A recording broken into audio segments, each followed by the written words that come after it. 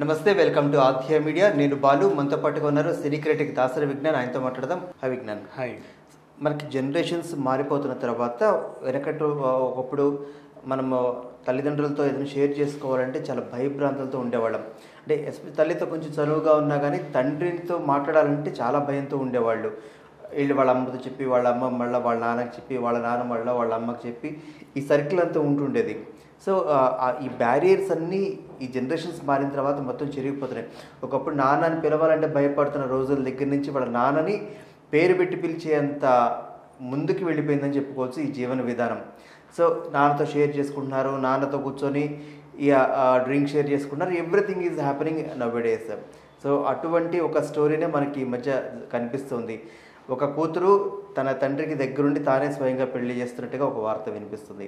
So ఎవరా కూతురు, ఆ కథ ఏంటి?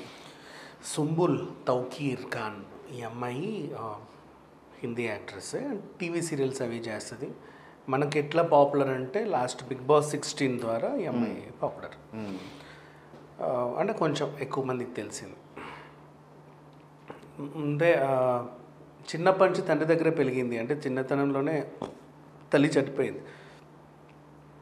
పెరుగుతున్న కొద్దీ ఇప్పుడు for example first time periods వచ్చినప్పుడు ఆమె ఆ ఫీల్ని, ఆ బాధని తండ్రితో షేర్ చేసుకుంది. రీజన్ ఆమెకు తల్లి లేదు. సో అప్పుడు కూడా ఆయన కూడా చాలా జాగ్రత్తగా చూసుకున్నాడు. అప్పటి నుంచి తండ్రి దగ్గర చాలా చక్కగా పెరిగింది అమ్మాయి. ఏదున్నా తండ్రితోనే మాట్లాడుకునేది, ప్రతిదీ తండ్రితోనే షేర్ చేసుకునేది. తండ్రి కూడా అంతే ఫ్రెండ్లీగా రోజుకు 4 సార్లు ఫోన్లు చేసుకుంటూ ఎక్కడున్నావు, ఏం చేస్తున్నావు, ఈరోజు ఏం కథ, ఏమైంది, ఎక్కడున్నావు, ఏమైనా తింటావా, ఏమైనా చేస్తావా, అండ్ దగ్గరుండి అన్నీ తీసుకురావడం, ఇంకా ఎక్కడికైనా వెళ్తే ఈయన దింపడం తీసుకురావడం. ఎందుకంటే ఆయనకు కూడా ఈమె తప్ప వేరే ప్రపంచం లేదు, ఈమెకు కూడా ఆయన తప్ప వేరే ప్రపంచం లేదు. ఇట్లా ఉండింది. అండ్ ఈమె బిగ్ బాస్లో ఉన్నప్పుడు మాత్రం తండ్రి నరకం చూశాడు. ఎందుకంటే కూతురు కొన్నాళ్ళు దూరంగా ఉంది కదా. సో అట్లా ఆ టైప్లో చాలా ఎమోషనల్ బాండింగ్ అనమాట. ఈమె ఇప్పుడు తీసుకున్న మంచి నిర్ణయం ఏంటంటే, అది ఇప్పుడే ఎందుకు తీసుకుందంటే, ఎప్పుడు తండ్రితో నేను ఉంటున్నాను అంత బాగానే ఉంది. సమ్ టైమ్స్ సిచ్యువేషన్స్ వస్తాయి. ఇప్పుడు నేను బిగ్ బాస్లో ఉన్నా, తండ్రి ఒంటరిగా ఉన్నాడు. స్టార్టింగ్ నాకు వండి పెట్టేవాడు నాన్న. ఇప్పుడు నేను ఆయనకి దగ్గరుండి చూసుకోవాలి. ఆయనకు కూడా ఒక తోడు అవసరం కదా ఇంట్లో. ఇప్పుడు నేను కొన్నాళ్ళు ఈ బిగ్ బాస్ హౌస్లో ఉన్నా, అన్ని రోజులు మా నాన్న ఎలా ఉంటాడు ఒంటరిగా, ఒక తోడు ఉంటే బాగుండు ఆయనకైనా సరే. పోనీ నన్ను ఒప్పించి మళ్ళీ పెళ్లి చేద్దాం అనేసి అనుకుంటే ఆయన కూడా ఒప్పించింది. తను కూడా సరే అన్నాడు. ఒక అమ్మాయి ఆల్రెడీ డివోర్స్డ్ అనమాట. ఒక 2 ఏళ్ల పాప ఉంది, నీలోఫర్ ఆమె పేరు. సో ఆమెని వీళ్ళ లైఫ్లోకి నేను ఒక కొత్త అమ్మని, అలాగే వాళ్ళ కూతురి కొత్త సోదరిని నా లైఫ్లోకి ఆహ్వానిస్తున్నాను. మా తండ్రికి పెళ్లి చేయబోతున్నాను, మీరు అందరూ ఆశీర్వదించాలని అన్నది తన ఫ్యాన్స్కే చెప్పుకుంది.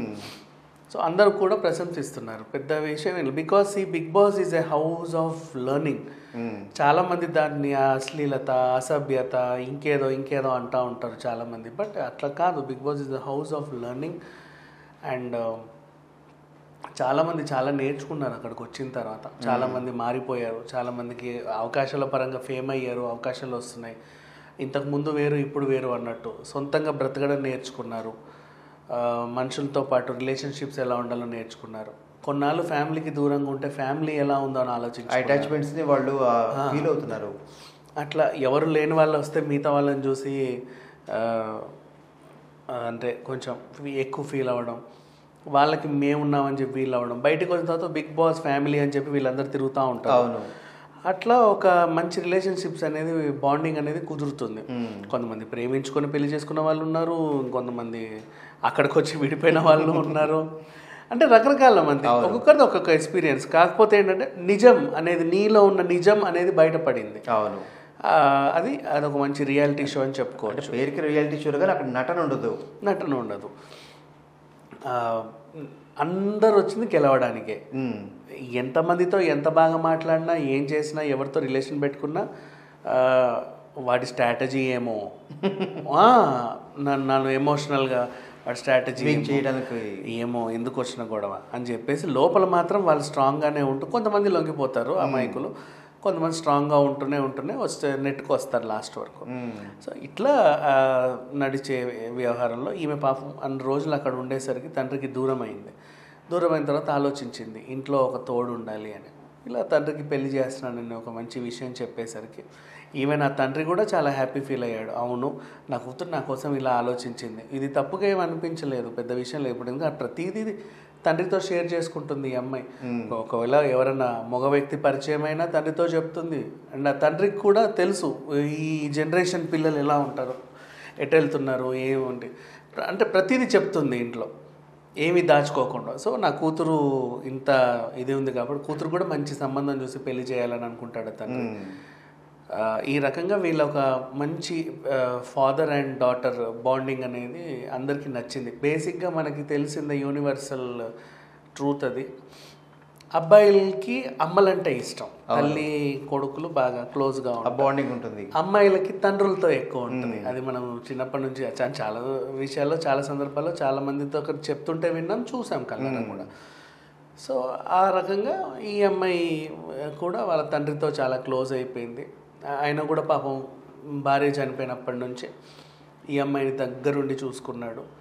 సో అట్లా వీళ్ళ బాండింగ్ అనేది బాగా కుదిరింది. ఇంకా వీళ్ళ అమ్మాయి ఎలా చనిపోయింది ఏంటనేది మనకు తెలియనప్పటికీ బట్ ఏదో ఒక రకంగా అయితే కొంచెం వీళ్ళ ఎమోషనల్ స్టోరీ అయితే అందరికీ బాగా కనెక్ట్ అయింది. Everybody are appreciating. మరి మీ పెళ్ళికి మమ్మల్ని పిలుస్తున్నావు, మీరు పిలిచిన పిల్లలకు మేము అందరం వస్తాము, దగ్గరుండి ఇద్దరు జరిపిస్తామని చెప్పి అందరూ చాలా బాగా మాట్లాడుతుంటే ఈమె కూడా హ్యాపీ ఫీల్ అయింది. మనకి తెలుగులో శ్రీకాంత్ మా నాన్నకి పెళ్ళి అనేది కాన్సెప్ట్ ఉందో కాస్త సినిమాలు చూసి కూడా అట్రాక్ట్ అవుతున్నారు అనుకోవచ్చా, అంటే ఇన్స్పైర్ అవుతున్నారు అనుకోవచ్చా?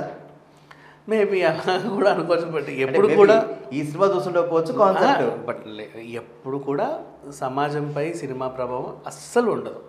చాలా మంది ఉంటదని వాదిస్తారు, ఏదన్నా ఉంటే నిందని సినిమా మీద వేసేస్తారు, కానీ ఎప్పుడు కూడా మంచి పాత్రను తీసుకోరు.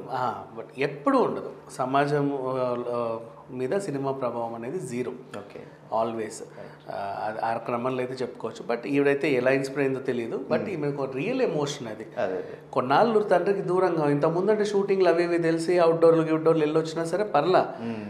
ఇక్కడ అది ఫోన్స్ ఉంటాయి, మనం అటు వెళ్ళినా వైజాగ్ వెళ్ళినా సరే అన్న అవుట్డోర్ షూట్లో ఉన్నా ఏం తిన్నా ఫోను లేదు, ఏమీ లేదు కదా. ఇక్కడ కంప్లీట్ జీరో అయ్యేసరికి అక్కడ కొంచెం ఇలా తయారైంది. Right, thank you so much.